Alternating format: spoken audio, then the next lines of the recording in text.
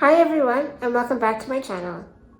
If you are new to my channel, my name is Hebek, and I am the founder of Ontario Without Barriers. I'm really excited because in today's video, we're going to talk about general tips on how to survive a disability no matter where you are in the world.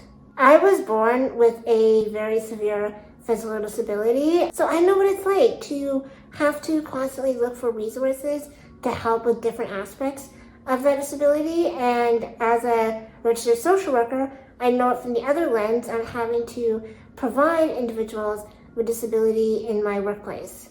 So if you have a disability or you have a loved one that have a disability, then this video is for you because I'm going to give you tips on how to start that navigation process of different resources, no matter where you are in the world, no matter what age group you are.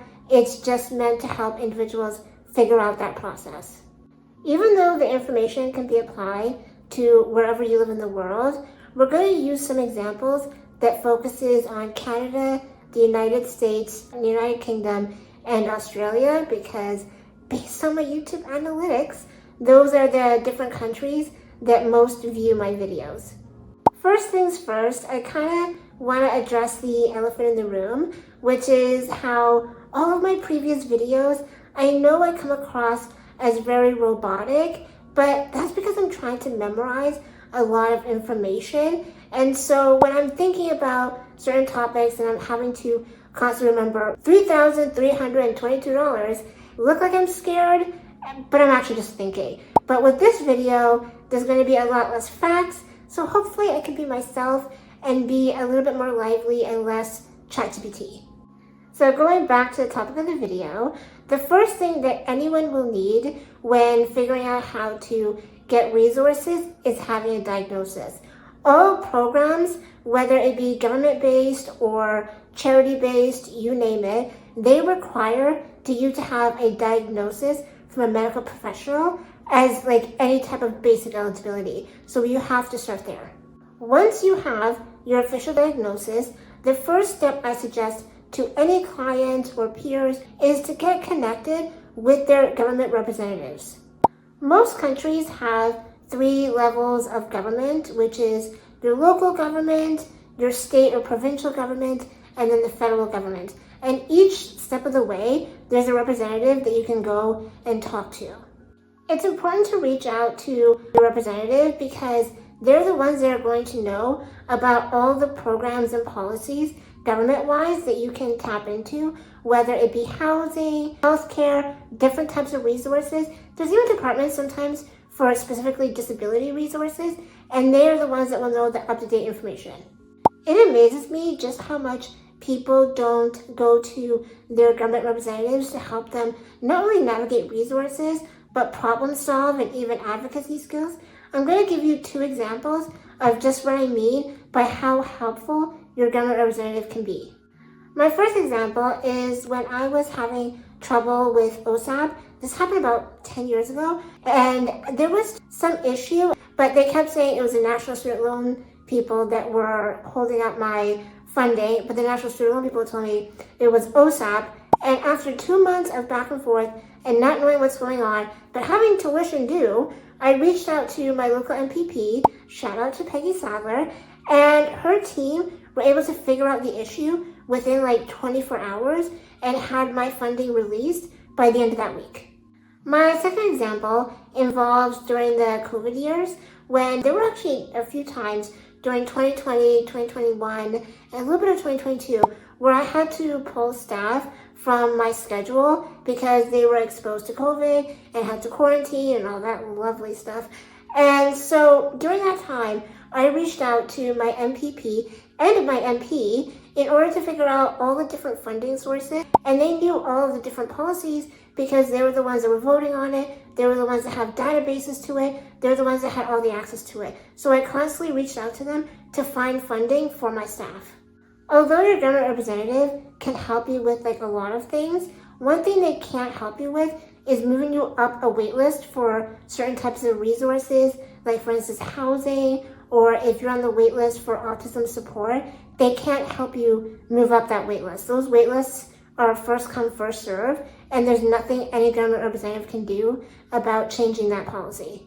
In Canada, there's 3 levels of government: your federal MP, your provincial MPP, and then your municipal government representatives, and each one will know and have access to information and resources that are funded through that level of government. In the United States, there's the federal government, and for that you have your senators and your congressmen, congresswomen that you can reach out to for resource and support. There's also state level congresspeople and senators that you can reach out to.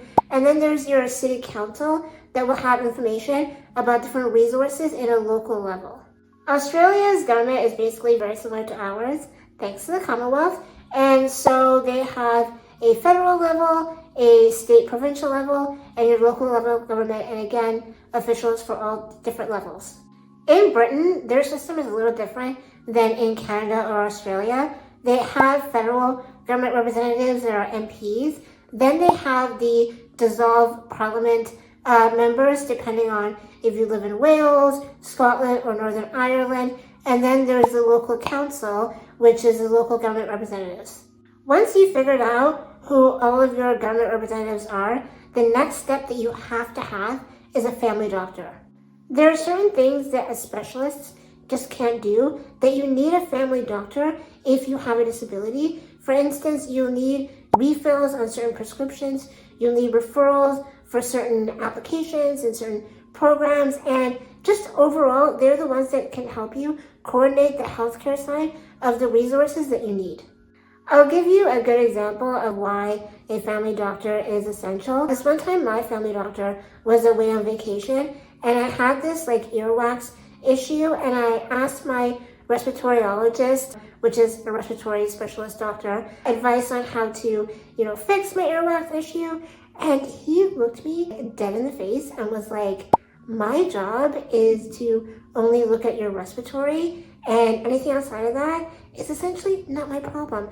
And so there's things that you need a general doctor to help you with, because these specialists, they spend 1 million years in residency on one organ, and they're just going to stick to that organ. The unfortunate part is that there are a shortage of family doctors here in Canada. You really have to do research in order to find a family doctor in your area. Luckily, if you live in Ontario, there is a program that's called Healthcare Connect that can help you find a doctor. In the United States, they call family doctors a primary care physician, but they generally do the same thing as a family doctor in Canada, and in the UK and Australia, they're called general practitioner doctors. After we've connected with our government representatives and we got a family doctor, another thing that I would highly suggest is connecting with organizations in your country that specifically advocate and provide resources and information for people with disabilities. For example, in America, there is the American Association for People with Disabilities.